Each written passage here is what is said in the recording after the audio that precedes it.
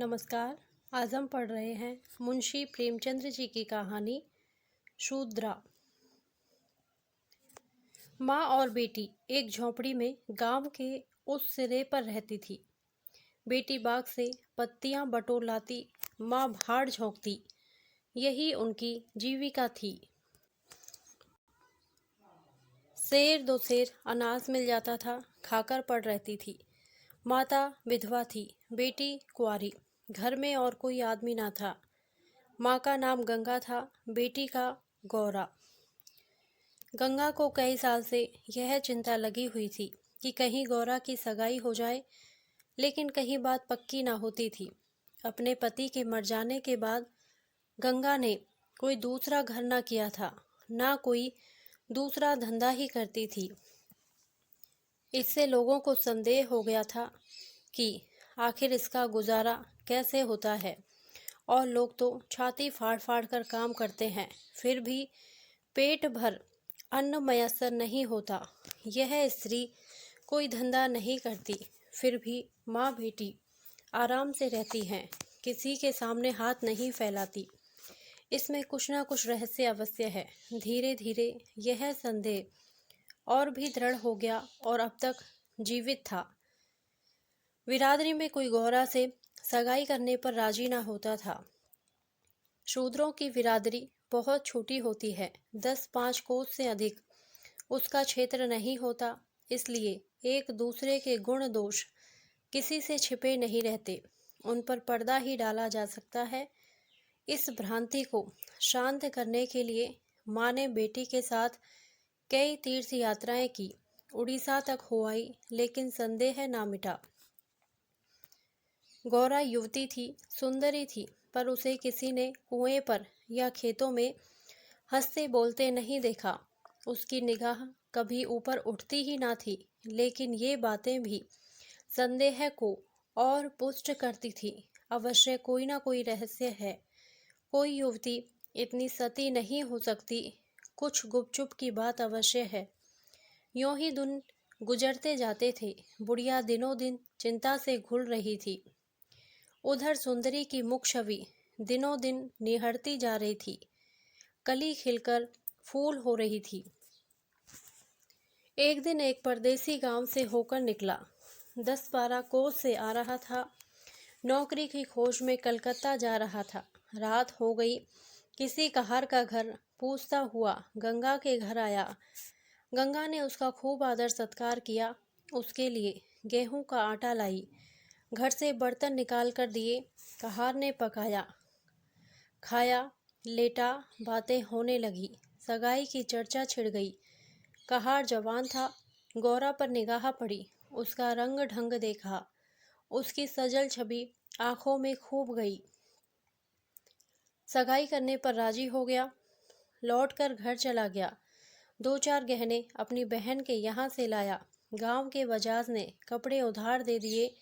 2-4 भाई बंदों के साथ सगाई करने आ पहुंचा।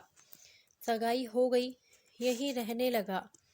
गंगा बेटी और दामाद को आंखों से दूर ना कर सकती थी, परंतु 10 ही 5 दिनों में मंगरू के कानों में इधर उधर की बातें पड़ने लगी।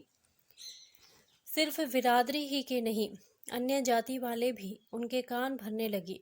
ये बातें सुन सुनकर मंगरू पछताता था कि नाहक यहाँ फंसा, पर गौरा को छोड़ने का ख्याल उसका दिल कांप उठता था।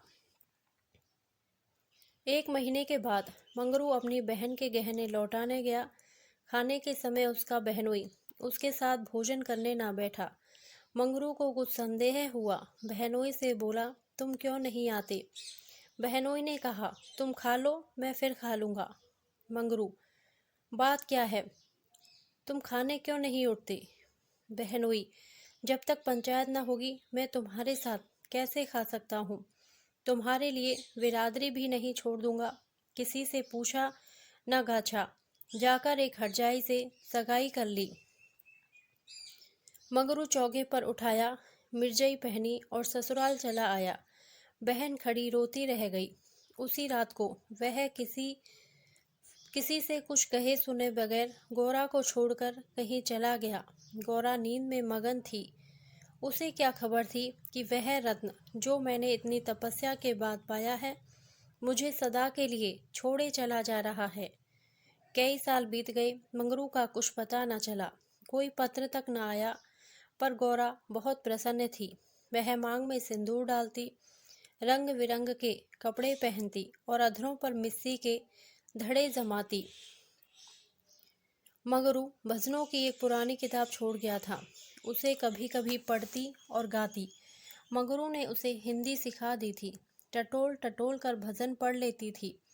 पहले वह अकेली बैठी रहती, गांव की और स्त्रियों के साथ बोलते चालते उसे शर्म आती थी। उसके पास वह वस्तु ना थी जिस पर दूसरी स्त्रियां गर्व करती थी। सभी अपने अपने पति की चर्चा करती। गौरा के पति कहाँ था, वह किसकी बातें करती।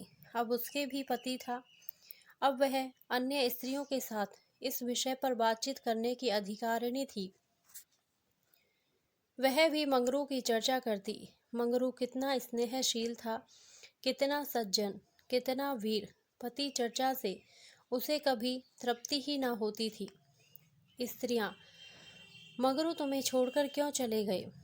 गौरी कहती, क्या कर दे, मर्द कभी ससुराल में पड़ा रहता है, देश परदेश में निकलकर 4 पैसे कमाना ही तो मर्दों का काम है, नहीं तो मान मर्यादा का निर्वाह कैसे हो। जब कोई पूछता चिट्ठी पत्री क्यों नहीं भेजते, तो हंसकर कहती, अपना पता ठिकाना बताने में डरते हैं। जानते हैं ना, गौरा आकर सिर पर सवार हो जाएगी। सच कहती हूँ, उनका पता ठिकाना मालूम हो जाए तो यहाँ मुझसे एक दिन भी ना रहा जाए। वह बहुत अच्छा करते हैं कि मेरे पास चिट्ठी पत्री नहीं भेजते। बेचारे परदेश में कहाँ घर गृहस्थी संभालते फिरेंगे। एक दिन किसी सहेली ने कहा, हम ना मानेंगे, तुझसे जरूर मंगरू से झगड़ा हो गया है, नहीं तो बिना कुछ कहे सुने क्यों चले जाते। गौरा ने हंसकर कहा, बहन, अपने देवता से भी कोई झगड़ा करता है? वह मेरे मालिक हैं, भला वह उनसे झगड़ा करूंगी? जिस दिन झगड़े की नौबत आएगी, कहीं डूब मरूंगी, मुझसे कहकर जाने पाते, मैं उनके पैरों से लिपट ना जाती। एक दिन कलकत्ता से एक आदमी आकर गंगा के घर ठहरा। पास ही के किसी गांव में अपना घर बतलाया। कलकत्ता में वह मंगरू के पड़ोस ही में रहता था। मंगरू ने उससे गौरा को अपने साथ लाने को कहा था। 2 साड़ियाँ और राह खर्च के लिए रुपये भी भेजे थे। गौरा फूली ना समाई, बूढ़े ब्राह्मण के साथ चलने को तैयार हो गई। चलते वक्त वह गांव की सब औरतों से गले मिली। गंगा उसे स्टेशन तक पहुंचाने गई। सब कहते थे, बेचारी लड़की के भाग जाग गए, नहीं तो यहाँ कुड़ कुड़ कर मर जाती। रास्ते भर गौरा सोचती, न जाने वह कैसे हो गए होंगे। अब तो मूछें अच्छी तरह निकल आई होंगी। परदेश में आदमी सुख से रहता है, देह भर आई होगी, बाबू साहब हो गए होंगे। मैं पहले 2-3 दिन उनसे बोलूँगी नहीं, फिर पूछूंगी, तुम मुझे छोड़कर क्यों चले गए? अगर किसी ने मेरे बारे में कुछ बुरा भला कहा ही था, तो तुमने उसका विश्वास क्यों कर लिया?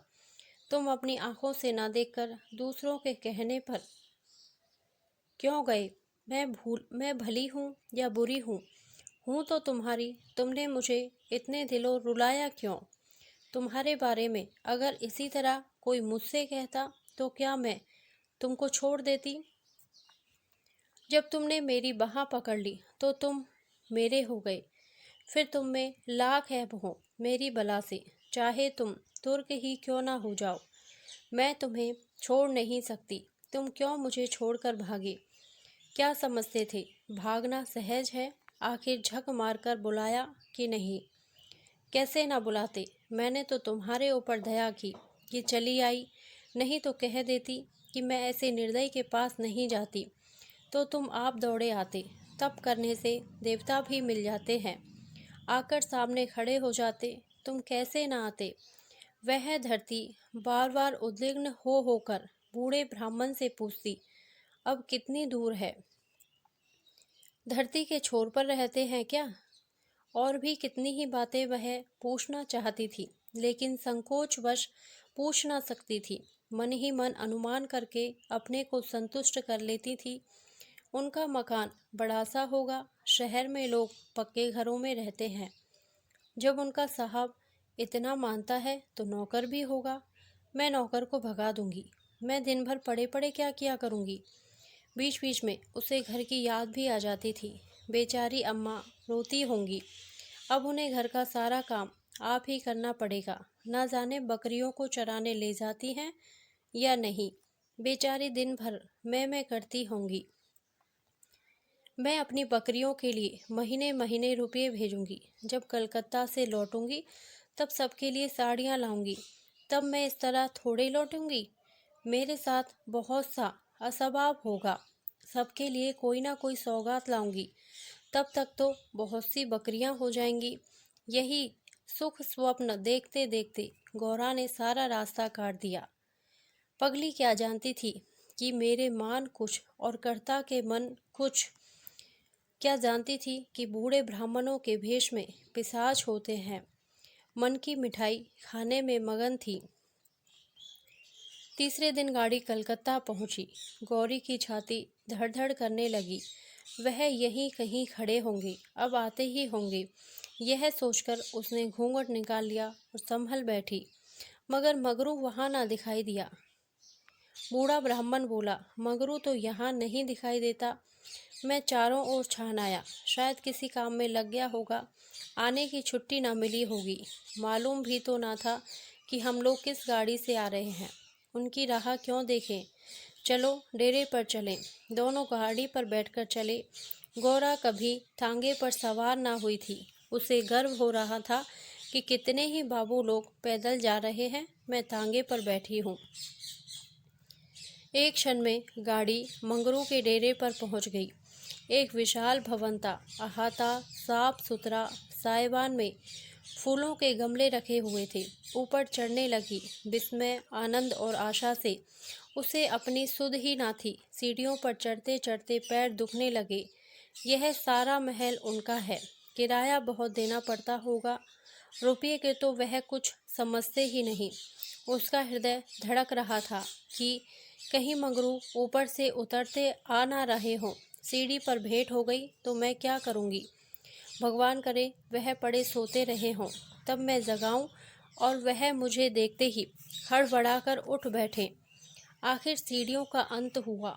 ऊपर एक कमरे में गौरा को ले जाकर ब्राह्मण देवता ने बैठा दिया। यही मंगरू का डेरा था। मगर मंगरू यहाँ भी नदारद। कोठरी में केवल एक खाट पड़ी हुई थी। एक किनारे 2-4 बर्तन रखे हुए थे। यही उनकी कोठरी है तो मकान किसी दूसरे का है। उन्होंने यह कोठरी किराए पर ली होगी। मालूम होता है रात को बाजार में पूरियां खाकर सो रहे होंगे। यही उनके सोने की खाट है। एक किनारे घड़ा रखा हुआ था। घोड़ा को मारे प्यास के तालू सूख रहा था। घड़े से पानी उड़ेल कर पिया। एक किनारे पर एक झाड़ू रखा था। गौरा रास्ते की थकी थी, पर प्रेमोल्लास में थकान कहाँ। उसने कोठरी में झाड़ू लगाया, बर्तनों को धो धोकर एक जगह रखा। कोठरी की एक एक वस्तु, यहाँ तक कि उसकी फर्श और दीवारों में उसे आत्मीयता की झलक दिखाई दी। उस घर में भी जहाँ उससे अपने जीवन के 25 वर्ष काटे थे, उसे अधिकार का ऐसा गौरवयुक्त आनंद ना प्राप्त हुआ था। मगर उस कोठरी में बैठे बैठे उसे संध्या हो गई और मंगरू का कहीं पता नहीं। अब छुट्टी मिली होगी। सांझ को सब जगह छुट्टी होती है। अब वह आ रहे होंगे, मगर बूढ़े बाबा ने उनसे कह तो दिया ही होगा। वह क्या अपने साहब से थोड़ी देर की छुट्टी ना ले सकते थे। कोई बात होगी, तभी तो नहीं आए।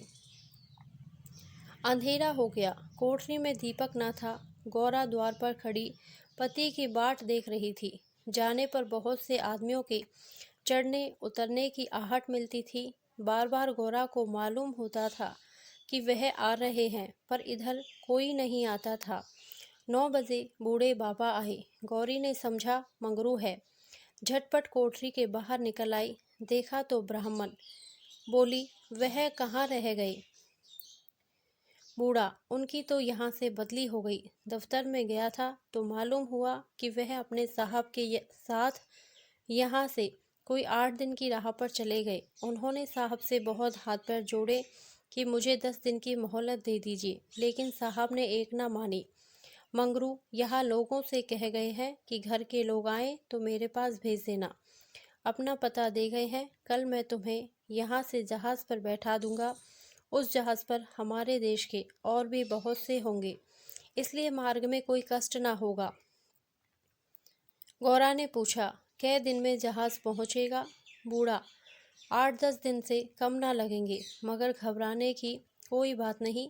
तुम्हें किसी प्रकार की कोई तकलीफ ना होगी। अब तक गौरा को अपने गांव लौटने की आशा थी। कभी ना कभी वह अपने पति को वहां अवश्य खींच ले जाएगी, लेकिन जहाज पर बैठाकर उसे ऐसा मालूम हुआ कि अब फिर माता को ना देखूंगी, फिर गांव के दर्शन ना होंगे। देश से सदा के लिए नाता टूट रहा है। देर तक घाट पर खड़ी रोती रही। जहाज और समुद्र देखकर उसे भय हो रहा था, हृदय दहल जाता था। शाम को जहाज खुला। उस समय गौरा का हृदय एक अक्षय भय से चंचल हो उठा। थोड़ी देर के लिए नैराश्य न उस पर अपना आतंक जमा लिया। न जाने किस देश जा रही हूँ, उनसे भेंट भी होगी या नहीं, उन्हें कहाँ खोजती फिरूंगी, कोई पता ठिकाना भी तो नहीं मालूम। बार बार पछताती थी कि एक दिन पहले क्यों न चली आई। कलकत्ता में भेंट हो जाती तो मैं उन्हें वहाँ कभी न जाने देती। जहाज पर और कितने ही मुसाफिर थे, कुछ स्त्रियां भी थीं, उनमें बराबर गाली गलौज होती रहती थी। इसलिए गौरा को उनसे बातें करने की इच्छा न होती थी। केवल एक स्त्री उदास दिखाई देती थी। गौरा ने उससे पूछा, तुम कहाँ जाती हो बहन? उस स्त्री की बड़ी बड़ी आंखें सजल हो गई। बोली, कहाँ बताऊं बहन, कहाँ जा रही हूँ? जहाँ भाग्य लिए जाता है वहीं जा रही हूँ। तुम कहाँ जाती हो? गौरा, मैं तो अपने मालिक के पास जा रही हूँ। जहाँ यह जहाज रुकेगा वह वहीं नौकर हैं। मैं कल आ जाती तो उनसे कलकत्ता में ही भेंट हो जाती। आने में देर हो गई। क्या जानती थी कि वह इतनी दूर चले जाएंगे? नहीं तो क्यों देर करती। स्त्री, अरे बहन, कहीं तुम्हें भी तो कोई बहका कर नहीं लाया है? तुम घर से किसके साथ आई हो? गौरा, मेरी आदमी ने कलकत्ता से आदमी भेजकर मुझे बुलाया था। स्त्री, वह आदमी तुम्हारा जान पहचान का था? गौरा, नहीं, उस तरफ का एक बूढ़ा ब्राह्मण था। स्त्री, वही लंबा सा दुबला पतला लकलक बूढ़ा जिसकी एक आंख में फूली पड़ी हुई है? गौरा, हाँ हाँ वही। क्या तुम उसे जानती हो? स्त्री, उसी दुष्ट ने तो मेरा भी सर्वनाश कर दिया। ईश्वर करे उसकी 7 पुश्तें नरक भोगें, उसका निर्वंश हो जाए, कोई पानी देने वाला भी ना रहे, कोड़ी होकर मरे। मैं अपना वृतांत सुनाऊं तो तुम समझोगी कि झूठ है, किसी को विश्वास ना आएगा। क्या कहूँ, बस यही समझ लो कि इसके कारण मैं ना घर की रह गई ना घाट की। किसी को मुंह नहीं दिखा सकती, मगर जान तो बड़ी प्यारी होती है। मिर्च के देश जा रही हूँ कि वहीं मेहनत मजदूरी करके जीवन के दिन काटूं। गौरा के प्राण नहीं में समा गए। मालूम हुआ जहाज अथाह जल में डूबा जा रहा है। समझ गई बूढ़े ब्राह्मण ने दगा की। अपने गांव में सुना करती थी कि गरीब लोग मिर्च में भर्ती होने के लिए जाया करते हैं, मगर जो वहां जाता है वह फिर नहीं लौटता। हे भगवान, तुमने मुझे किस पाप का यह दंड दिया? बोली, यह सब क्यों? लोगों को इस तरह छलकर मिर्च बेचते हैं। स्त्री, रुपए के लोभ से और किस लिए? सुनती हूँ आदमी पीछे इन सभी को कुछ रुपए मिलते हैं। गौरा, मजूरी? गौरा सोचने लगी, अब क्या करूं? यह आशा नौका जिस पर बैठी हुई वह चली जा रही थी, टूट गई थी, और अब समुद्र की लहरों के सिवा उसकी रक्षा करने वाला कोई न था। जिस आधार पर उसने अपना जीवन भवन बनाया था वह जलमग्न हो गया। अब उसके लिए जल के सिवा और कहाँ आश्रय है? उसकी अपनी माता की, अपने घर की, अपने गांव की, सहेलियों की याद आती और ऐसी घोर मर्म वेदना होने लगी मानो कोई सर्प अंतःस्थल में बैठा हुआ बार बार डस रहा हो। भगवान, अगर मुझे यही यातना देनी थी तो तुमने जन्म ही क्यों दिया? तुम्हें दुखिया पर दया नहीं आती? जो पिसे हुए हैं उन्हीं को पीसते हो। करुण स्वर में बोली, तो अब क्या करना होगा बहन? स्त्री, यह तो वहां पहुंचकर मालूम होगा। अगर मजदूरी ही करनी पड़ी तो कोई बात नहीं, लेकिन अगर किसी ने कुदृष्टि से देखा तो मैंने निश्चय कर लिया है कि या तो उसी के प्राण ले लूंगी या अपने प्राण दे दूंगी। यह कहते कहते उसे अपना वृतांत सुनाने की वह उत्कट इच्छा हुई जो दुखियों को हुआ करती है। बोली, मैं बड़े घर की बेटी और उससे भी बड़े घर की बहू हूँ, पर अभाग्नि। विवाह के तीसरे ही साल पति देव का देहांत हो गया। चित्त की कुछ ऐसी दशा हो गई कि नित्य मालूम होता कि वह मुझे बुला रहे हैं। पहले तो आंख झपकते ही उनकी मूर्ति सामने आ जाती थी, लेकिन फिर तो यह दशा हो गई कि जागृत दशा में भी रह रहकर उनके दर्शन होने लगे। बस यही जान पड़ता था कि वह साक्षात खड़े बुला रहे हैं। किसी से शर्म के मारे कहती ना थी, पर मन में यह शंका होती थी कि जब उनका देहावसान हो गया है तो वह मुझे दिखाई कैसे देते। मैं इसे भ्रांति समझकर चित्त को शांत ना कर सकती। मन कहता था, जो वस्तु प्रत्यक्ष दिखाई देती है वह मिल क्यों नहीं सकती? केवल वह ज्ञान चाहिए। साधु महात्माओं को सिवा ज्ञान और कौन दे सकता है? मेरा तो अभी विश्वास है कि अभी ऐसी क्रियाएं हैं जिनसे हम मरे हुए प्राणियों से बातचीत कर सकते हैं, उनको स्थूल रूप में देख सकते हैं। महात्माओं की खोज में रहने लगी। मेरे यहाँ अक्सर साधु संत आते थे, उनसे एकांत में इस विषय में बातें किया करती थी, पर वे लोग सदुपदेश देकर मुझे टाल देते थे। मुझे सदुपदेशों की ज़रूरत ना थी। मैं वैधव्य धर्म खूब जानती थी। मैं तो वह ज्ञान चाहती थी जो जीवन और मरण के बीच का पर्दा उठा दे। 3 साल तक मैं इसी खेल में लगी रही। 2 महीने होते हैं वही बूढ़ा ब्राह्मण सन्यासी बना हुआ मेरे यहाँ जा पहुँचा। मैंने इससे वही भिक्षा मांगी। इस धूर्त ने कुछ ऐसा मायाजाल फैलाया कि मैं आंखें रहते हुए भी फंस गई। अब सोचती हूँ तो अपने ऊपर आश्चर्य होता है कि मुझे उसकी बातों पर इतना विश्वास क्यों हुआ। मैं पति दर्शन के लिए सब कुछ झेलने को, सब कुछ करने को तैयार थी। इसने रात को अपने पास बुलाया। मैं घर वालों से पड़ोसिन के घर जाने का बहाना करके इसके पास गई। एक पीपल से इसकी धुएं जल रही थी। उस विमल चांदनी में यह जटाधारी ज्ञान और योग का देवता सा मालूम होता था। मैं आकर धुएं के पास खड़ी हो गई। उस समय यदि बाबाजी मुझे आग में कूद पड़ने की आज्ञा देते तो मैं तुरंत कूद पड़ती। इसने मुझे बड़े प्रेम से बैठाया और मेरे सिर पर हाथ रखकर न जाने क्या कर दिया कि मैं बेसुध हो गई। फिर मुझे कुछ नहीं मालूम कि मैं कहाँ गई, क्या हुआ। जब मुझे होश आया तो मैं रेल पर सवार थी। जी में आया कि चिल्लाऊं, पर यह सोचकर कि अब गाड़ी रुक भी गई और मैं उतर भी पड़ी तो घर में घुसने ना पाऊंगी, मैं चुपचाप बैठी रह गई। मैं परमात्मा की दृष्टि से निर्दोष थी, पर संसार की दृष्टि में कलंकित हो चुकी थी। रात को किसी युवती का घर से निकल जाना कलंकित करने के लिए काफ़ी था। जब मुझे मालूम हो गया कि सब मुझे टापू में भेज रहे हैं तो मैंने जरा भी आपत्ति नहीं की। मेरे लिए अब सारा संसार एक सा है। जिसका संसार में कोई ना हो उसके लिए देश परदेश दोनों बराबर हैं। हाँ, यह पक्का निश्चय कर चुकी हूँ कि मरते दम तक अपने सत की रक्षा करूँगी। विधि के हाथ में मृत्यु से बढ़कर कोई यातना नहीं। विधवा के लिए मृत्यु का क्या भय? उसका तो जीना मरना दोनों बराबर हैं, बल्कि मर जाने से जीवन की विपत्तियों का तो अंत हो जाएगा। गौरा ने सोचा, इस स्त्री में कितना धैर्य और साहस है, फिर मैं क्यों इतनी कातर और निराश हो रही हूँ। जब जीवन की अभिलाषाओं का अंत हो गया तो जीवन के अंत का क्या डर। बोली, बहन, हम और तुम एक जगह रहेंगी, मुझे तो अब तुम्हारा ही भरोसा है। स्त्री ने कहा, भगवान का भरोसा रखो और मरने से मत डरो। सघन अंधकार छाया हुआ था। ऊपर काला आकाश था, नीचे काला जल। गौरा आकाश की ओर ताक रही थी। उसकी संगनी जल की ओर, उसके सामने आकाश के कुसुम थे, इसके चारों ओर अनंत अखंड अपार अंधकार था। जहाज से उतरते ही एक आदमी ने यात्रियों के नाम लिखने शुरू किए। इसका पहनावा तो अंग्रेजी था, पर बातचीत से हिंदुस्तानी मालूम होता था। गौरा सिर झुकाए अपनी संगनी के पीछे खड़ी थी। उस आदमी की आवाज़ सुनकर वह चौंक पड़ी। उसने दबी आंखों से उसको देखा। उसके समस्त शरीर में सनसनी दौड़ गई। क्या स्वप्न तो नहीं देख रही हूँ?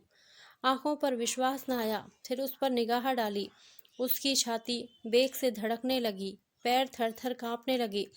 ऐसा मालूम होने लगा मानो चारों ओर जल ही जल है और उसमें उसमें बही जा रही हूँ।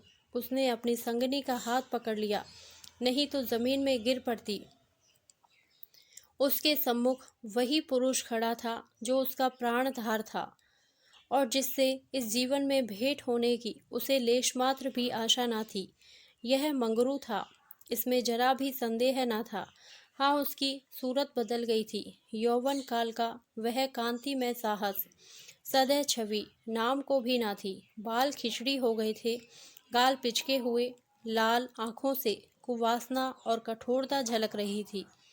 पर था वह मंगरू। गौरा के जी में प्रबल इच्छा हुई कि स्वामी के पैरों से लिपट जाऊं। चिल्लाने का जी चाहा, पर संकोच ने मन को रोका। बूढ़े ब्राह्मण ने बहुत ठीक कहा था। स्वामी ने अवश्य मुझे बुलाया था और आने से पहले यहाँ चले आए। उसने अपनी संगिनी के कान में कहा, बहन, तुम उस ब्राह्मण को व्यर्थ ही बुरा कह रही थी। यही तो वह है जो यात्रियों के नाम लिख रहे हैं। स्त्री, सच खूब पहचानती हो? गौरा, बहन, क्या इसमें भी संदेह हो सकता है? स्त्री, तब तो तुम्हारे भाग जाग गए। मेरी भी सुधि लेना। गौरा, भला बहन, ऐसा भी हो सकता है कि यहाँ तुम्हें छोड़ दूँ? मंगरू यात्रियों से बात बात पर बिगड़ता था, पर बात बात पर गालियाँ देता था। कई आदमियों को ठोकर मारे और कई को केवल गांव का जिला न बता सकने के कारण धक्का देकर गिरा दिया। गौरा मन ही मन गड़ी जाती थी। साथ ही अपने स्वामी के अधिकार पर उसे गर्व भी हो रहा था। आखिर मंगरू उसके सामने आकर खड़ा हो गया और कुचेष्टापूर्ण नेत्रों से देखकर बोला, तुम्हारा क्या नाम है? गौरा ने कहा, गौरा। मंगरू चौंक पड़ा, फिर बोला, घर कहाँ है? मदनपुर, जिला बनारस। यह कहते कहते हंसी आ गई। मंगरू ने अब की उसकी ओर ध्यान से देखा, तब लपक कर उसका हाथ पकड़ लिया और बोला, गौरा, तुम यहाँ कहाँ? मुझे पहचानती हो? गौरा रो रही थी, मुंह से बात ना निकलती। मंगरू फिर बोला, तुम यहाँ कैसे आई? गौरा खड़ी हो गई, आंसू पोंछ डाले और मंगरू की ओर देखकर बोली, तुम्ही ने तो बुला भेजा था। मंगरू, मैं तो 7 साल से यहाँ हूँ। गौरा, तुमने उस बूढ़े ब्राह्मण से मुझे लाने को नहीं कहा था? मंगरू, कह तो रहा हूँ मैं 7 साल से यहाँ हूँ, मरने पर ही यहाँ से जाऊँगा। भला तुम्हें क्यों बुलाता? गौरा को मंगरू से इस निष्ठुरता का आशा न थी। उसने सोचा, अगर यह सत्य भी हो कि इन्होंने मुझे नहीं बुलाया, तो भी इन्हें मेरा यूँ अपमान न करना चाहिए था। क्या वह समझते हैं कि मैं इनकी रोटियों पर आई हूँ? यह तो इतने ओछे स्वभाव के ना थे। शायद दर्जा पाकर इन्हें मद हो गया है। नारी सुलभ अभिमान से गर्दन उठाकर उसने कहा, तुम्हारी इच्छा हो तो अब यहाँ से लौट जाऊं। तुम्हारे ऊपर भार बनना नहीं चाहती। मंगरू कुछ लज्जित होकर बोला, अब तुम यहाँ से लौट नहीं सकती गौरा। यहाँ आकर बिरला ही कोई लौटता है। यह कहकर वह कुछ देर चिंता में मग्न खड़ा रहा, मानो संकट में पड़ा हुआ हो कि क्या करना चाहिए। उसकी कठोर मुखाकृति पर दीनता का रंग झलक पड़ा। तब कातर स्वर से बोला, जब आ ही गई हो तो रहो, जैसे कुछ पड़ेगी देखी जाएगी। गौरा, जहाज फिर कब लौटेगा? मंगरू, तुम यहाँ से 5 बरस के पहले नहीं जा सकती। गौरा, क्यों? क्या कुछ जबरदस्ती है? मंगरू, हाँ, यहाँ का यही हुक्म है। गौरा, तो फिर मैं अलग मजदूरी करके अपना पेट पालूंगी। मगरू ने सजल नेत्र होकर कहा, जब तक मैं जीता हूँ तुम मुझसे अलग नहीं रह सकती। गौरा, तुम्हारे ऊपर भार बनकर ना रहूंगी। मगरू, मैं तुम्हें भार नहीं समझता गौरा, लेकिन यह जगह तुम जैसी देवियों के रहने लायक नहीं। नहीं तो अब तक मैंने तुम्हें कब का बुला लिया होता।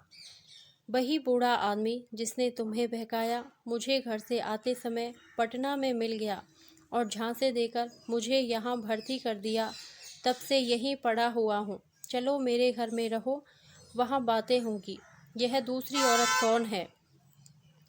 गौरा, यह मेरी सखी है, इन्हें भी बूढ़ा बहका लाया। मगरू, यह तो किसी कोठी में जाएंगी। इन सब आदमियों की बाँट होगी, जिसके हिस्से में जितने आदमी आएंगे उतने हर एक कोठी में भेजे जाएंगे। गौरा, यह तो मेरे साथ रहना चाहती है। मगरू, अच्छी बात है, इन्हें भी लेती चलो।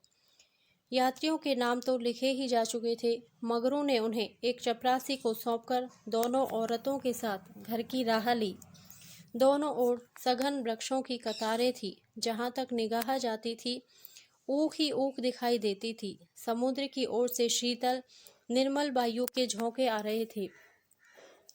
अत्यंत सुरम्य दृश्य था, पर मगरू की निगाह उस ओर न थी। वह भूमि की ओर ताकता, सिर झुकाए संदिग्ध चाल से चला जा रहा था, मानो मन ही मन कोई समस्या हल कर रहा था। थोड़ी ही दूर गए थे कि सामने से दो आदमी आते हुए दिखाई दिए। समीप आकर दोनों रुक गए और एक ने हंसकर कहा, मगरू, इनमें से एक हमारी है। दूसरा बोला, और दूसरी मेरी। मगरू का चेहरा तमतमा उठा। भीषण क्रोध से कांपता हुआ बोला, यह दोनों मेरे घर की औरतें हैं, समझ गए? इन दोनों ने जोर से कह कहा मारा और एक ने गौरा के समीप आकर उसका हाथ पकड़ने की चेष्टा करके कहा, यह मेरी है, चाहे तुम्हारे घर की हो चाहे बाहर की। बचा, हमें चकमा देते हो? मगरू, कासिम, इन्हें मत छेड़ो, नहीं तो अच्छा ना होगा। मैंने कह दिया मेरे घर की औरतें हैं। मगरू की आंखों से अग्नि की ज्वाला सी निकल रही थी। वह दोनों के उसके मुख का भाव देखकर कुछ सहम गए और समझ लेने की धमकी देकर आगे बढ़े, किंतु मगरू के अधिकार क्षेत्र से बाहर पहुंचते ही एक ने पीछे से ललकार कर कहा, देखें कहाँ लेके जाते हो। मगरू ने उधर ध्यान नहीं दिया, जरा कदम बढ़ाकर चलने लगा, जैसे संध्या के एकांत में हम कब्रिस्तान के पास से गुजरते हैं। हमें पग पग पर यह शंका होती है कि कोई शब्द कान में ना पड़ जाए, कोई सामने आकर खड़ा ना हो जाए, कोई जमीन के नीचे से कफन ओढ़े उठ ना खड़ा हो। गौरा ने कहा, ये दोनों बड़े शोहदे थे। मगरू, और मैं किस लिए कह रहा था कि यह जगह तुम जैसी स्त्रियों के रहने लायक नहीं। सहसा दाहिनी तरफ से एक अंग्रेज दौड़ता हुआ आ पहुंचा और मगरू से बोला, वेल जमादार, ये दोनों औरतें हमारी कोठी में रहेगा। हमारे कोठी में कोई औरत नहीं है। मगरू ने दोनों औरतों को अपने पीछे कर लिया और सामने खड़ा होकर बोला, साहब, ये दोनों हमारे घर की औरतें हैं। साहब, ओहो, तुम झूठा आदमी, हमारे कोठी में कोई औरत नहीं और तुम दो ले जाएगा, ऐसा नहीं हो सकता। गौरा की ओर इशारा करके इसको हमारी कोठी पर पहुंचा दो। मगरू ने सिर से पैर तक कांपते हुए कहा, ऐसा नहीं हो सकता। मगर साहब आगे बढ़ गया था, उसके कान में बात न पहुंची। उसने हुक्म दे दिया था और उसकी तामील करना जमादार का काम था। शेष मार्ग निर्विघ्न समाप्त हुआ। आगे मजदूरों के रहने के मिट्टी के घर थे। द्वारों पर स्त्री पुरुष जहाँ तहाँ बैठे हुए थे। सभी इन दोनों स्त्रियों की ओर घूरते थे और आपस में इशारे करते हंसते थे। गौरा ने देखा, उनमें छोटे बड़े का लिहाज नहीं है, ना किसी के आंखों में शर्म है। एक भदैंसले और ने हाथ पर चिलम पीते हुए अपनी पड़ोसिन से कहा, 4 दिन की चांदनी फिर अंधेरी पाख। दूसरी अपनी चोटी गूंथती हुई बोली, कलोर है ना। मंगरू दिन भर द्वार पर बैठा रहा, मानो कोई किसान अपने मटर के खेत की रखवाली कर रहा हो। कोठरी में दोनों स्त्रियां बैठी अपने नसीबों को रो रही थी। इतनी देर में दोनों को यहाँ की दशा का परिचय कराया गया था। दोनों भूखी प्यासी बैठी थी। यहाँ का रंग देखकर भूख प्यास सब भाग गई थी। रात के 10 बजे होंगे। एक सिपाही ने आकर मगरू से कहा, चलो तुम्हें जंट साहब बुला रहे हैं। मगरू ने बैठे बैठे कहा, देखो नब्बी, तुम भी हमारे देश के आदमी हो, कोई मौका पड़े तो हमारी मदद करोगे ना? जाकर साहब से कह दो मंगरू कहीं गया है, बहुत होगा, जुर्माना कर देंगे। नब्बी, ना भैया, गुस्से में भरा बैठा है, पिए हुए है, कहीं मार चले तो बस, चमड़ा इतना मजबूत नहीं है। मगरू, अच्छा तो जाकर कह दो नहीं आता। नब्बी, मुझे क्या, जाकर कह दूंगा, पर तुम्हारी खैरियत नहीं है कि बंगले पर चल। यही वही साहब थे जिनसे आज मंगरू की भेंट हुई थी। मंगरू जानता था कि साहब से बिगाड़ करके यहाँ एक क्षण भी निर्वाह नहीं हो सकता। जाकर साहब के सामने खड़ा हो गया। साहब ने दूर ही से डांटा, वह औरत कहाँ है? तुमने उसे अपने घर में क्यों रखा है? मगरू, हुजूर, वह मेरी बिहाता औरत है। साहब, अच्छा, वह दूसरी कौन है? मगरू, वह मेरी सगी बहन है हुजूर। साहब, हम कुछ नहीं जानता, तुमको लाना पड़ेगा, दो में से कोई। मगरू पैरों पर गिर पड़ा और रो रो कर अपनी सारी राम कहानी सुना गया, पर साहब जरा भी ना पसीजे। अंत में वह बोला, हुजूर, वह दूसरी औरतों की तरह नहीं है, अगर यहाँ आ भी गई तो प्राण दे देगी। साहब ने हंसकर कहा, और जान देना इतना आसान नहीं है। नब्बी, मगरू अपनी दांव, रोते क्यों हो? तुम हमारे घर में नहीं घुसते थे, अब भी जब घात पाते हो जा पहुँचते हो, अब क्यों रोते हो? एजेंट, ओह यह बदमाश है, अभी जाकर लाओ, नहीं तो हम तुमको हंटरों से पीटेगा। मगरू, हुजूर जितना चाहे पीट लें, मगर मुझसे यह काम करने को ना कहें जो मैं जीते जी नहीं कर सकता। एजेंट, हम 100 हंटर मारेगा। मगरू, हुजूर 1000 हंटर मार लें, लेकिन मेरे घर की औरतों से ना बोले। एजेंट नशे में चूर था। हंटर लेकर मगरू पर पिल पड़ा और लगा सड़ासड़ जमाने। 10-12 कोड़े मगरू ने धैर्य के साथ सहे, फिर हाय हाय करने लगा। देह की खाल फट गई थी और मांस पर चाबुक पड़ता था, तो बहुत जब्त करने पर भी कंठ से आर्त ध्वनि निकल आती थी। और अभी 100 में कुछ 15 चाबुक पड़े थे। रात के 10 बज गए थे। चारों ओर सन्नाटा छा गया था और उस नीरव अंधकार में मगरू का करुण विलाप किसी पक्षी की भांति आकाश में मुंडला रहा था। वृक्षों के समूह भी हतबुद्धि से खड़े मौन रोन की मूर्ति बने हुए थे। यह पाषाण हृदय लंपट विवेक शून्य जमादार इस समय एक अपरिचित स्त्री के सतीत्व की रक्षा करने के लिए अपने प्राण तक देने को तैयार था, केवल इस नाते कि यह उसकी पत्नी की संगिनी थी। वह समस्त संसार की नज़रों में गिरना गंवारा कर सकता था, पर अपनी पत्नी की भक्ति पर अखंड राज्य करना चाहता था। इसमें अणु मात्र की कमी भी उसके लिए असह्य थी। उस अलौकिक भक्ति के सामने उसके जीवन का क्या मूल्य था?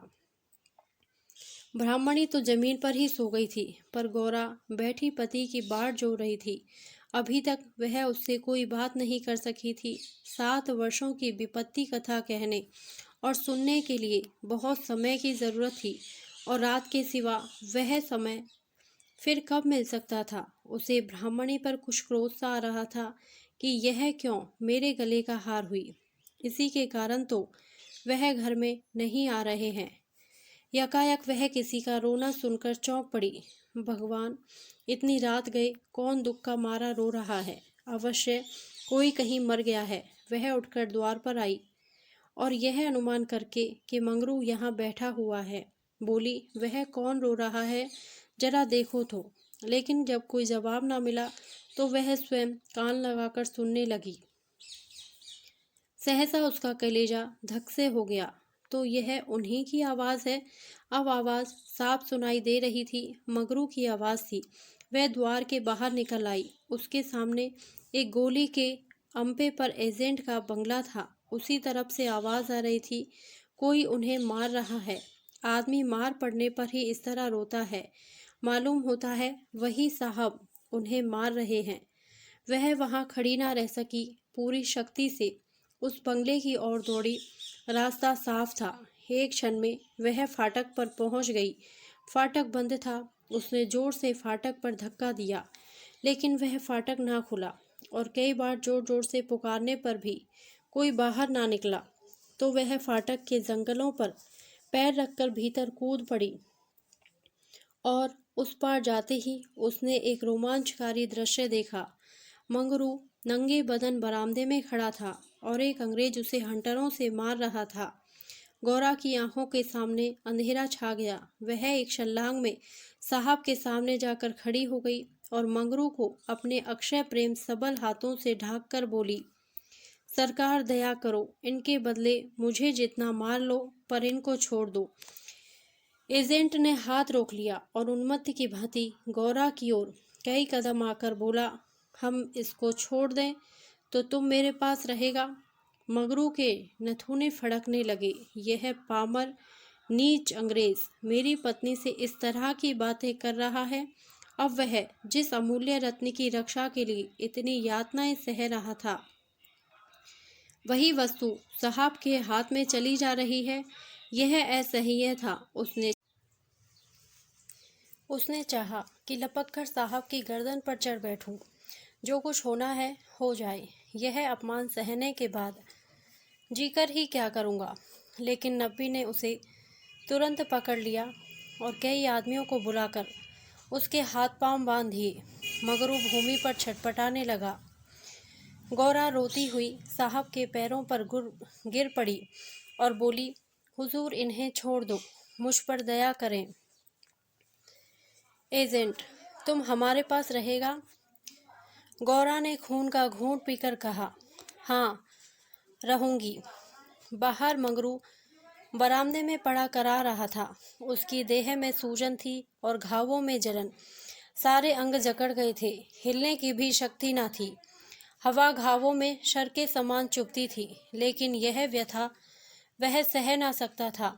असह्य यह था कि साहब गौरा के साथ इसी घर में विहार कर रहा है और मैं कुछ नहीं कर सकता। उसे अपनी पीड़ा भूल सी गई थी। कान लगाए सुन रहा था कि उनकी बातों की भनक कान में पड़ जाए तो देखूं क्या बातें हो रही हैं। गौरा अवश्य चिल्लाकर भागेगी और साहब उसके पीछे दौड़ेगा। अगर मुझसे उठा जाता तो उस वक्त बच्चा को खोद कर गाड़ ही देता। लेकिन बड़ी देर हो गई। न तो गौरा चिल्लाई, न बंगले से निकलकर भागी। वह उस सजे सजाए कमरे में साहब के साथ बैठी सोच रही थी, क्या इसमें तनिक भी दया नहीं है?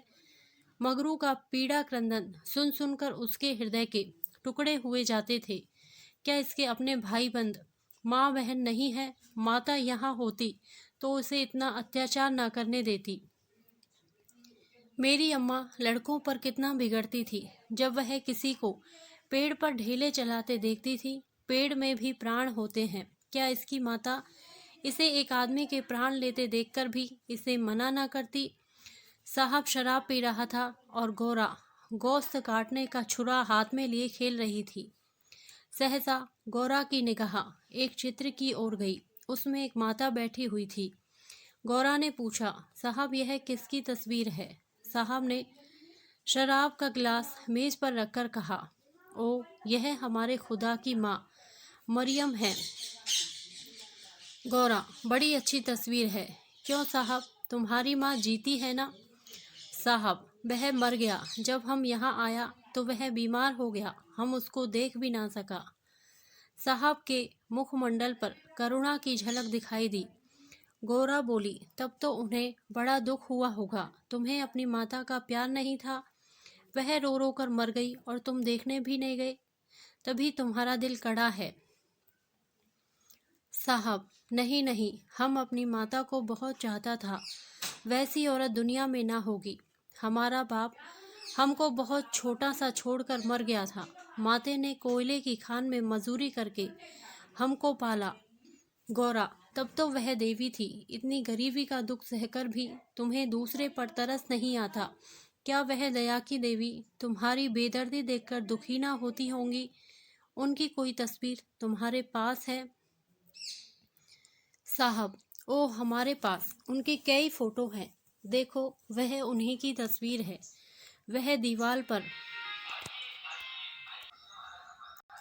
गौरा ने समीप जाकर तस्वीर देखी और करुण स्वर में बोली, सचमुच देवी थी। जान पड़ता है दया की देवी है। मैं तुम्हें कभी मारती थी कि नहीं?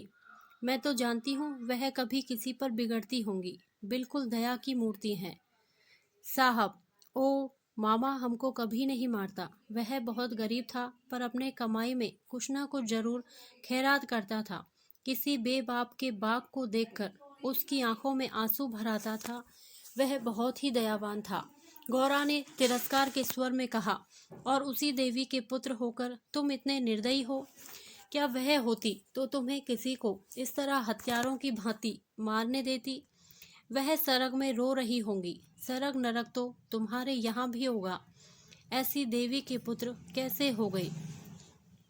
गौरा को यह बातें कहते हुए जरा भी भय न होता था। उसने अपने मन में एक दृढ़ संकल्प कर लिया था और अब उसे किसी प्रकार का भय न था। जान से हाथ धो लेने का निश्चय कर लेने के बाद भय की छाया भी नहीं रह जाती। किंतु वह हृदय शून्य अंग्रेज इन तिरस्कारों पर आग हो जाने के बदले और भी नम्र होता जाता था। गौरा मानवीय भावों से कितनी ही अनभिज्ञ हो, पर इतना जानती थी कि अपनी जननी के लिए प्रत्येक हृदय में, चाहे वह साधु का हो या कसाई का, आदर और प्रेम का एक कोना सुरक्षित रहता है। ऐसा भी कोई अभागा प्राणी है जिसे मात्र स्नेह की स्मृति थोड़ी देर के लिए रुला ना देती हो, उसके हृदय के कोमल भाव को जगा ना देती हो। साहब की आंखें डबडबा गई थी। सिर झुकाए बैठा रहा। गौरा ने फिर उसी ध्वनि में कहा, तुमने उनकी सारी तपस्या धूल में मिला दी। जिस देवी ने मर मर कर तुम्हारा पालन किया, उसी को मरने के पीछे इतना कष्ट दे रहे हो? क्या इसलिए माता अपने पुत्र को अपना रक्त पिला पिला कर पालती है? अगर वह बोल सकती तो क्या चुप बैठी रहती? तुम्हारे हाथ पकड़ सकती तो ना पकड़ती? मैं तो समझती हूँ वह जीती होती तो इस वक्त विष खाकर मर जाती। साहब अब जब्त ना कर सके। नशे में क्रोध की भांति ग्लानि का वेग सहज ही में उठाता है। दोनों हाथों से मुंह छिपाकर साहब ने रोना शुरू किया और इतना रोया कि हिचकी बंध गई। माता के चित्र के सम्मुख जाकर वह कुछ देर तक खड़ा रहा, मानो माता से क्षमा मांग रहा हो। तब आकर आर्द्र कंठ से बोला, हमारे माता को अब कैसे शांति मिलेगा? हाय हाय, हमारे सबब से उसको स्वर्ग में भी सुख नहीं मिला। हम कितना अभागा हैं। गौरा, अभी जरा देर में तुम्हारा मन बदल जाएगा और फिर तुम दूसरों पर अत्याचार करने लगोगे। साहब, नहीं नहीं, अब हम मामा को कभी दुख नहीं देगा। हम अभी मगरू को अस्पताल भेजता है। रात ही को मगरू अस्पताल पहुंचा दिया गया। एजेंट खुद उसको पहुंचाने आया। गौरा भी उसके साथ थी। मगरू को ज्वर हो आया था, बेहोश पड़ा हुआ था। मगरू ने 3 दिन आंखें ना खोली और गौरा तीनों दिन उसके पास बैठी रही, एक क्षण के लिए भी वहां से ना हटी। एजेंट भी कई बार हालचाल पूछने आ जाता और हर मर्तबा गौरा से क्षमा मांगता। चौथे दिन मगरू ने आंखें खोली तो देखा गौरा सामने बैठी हुई है।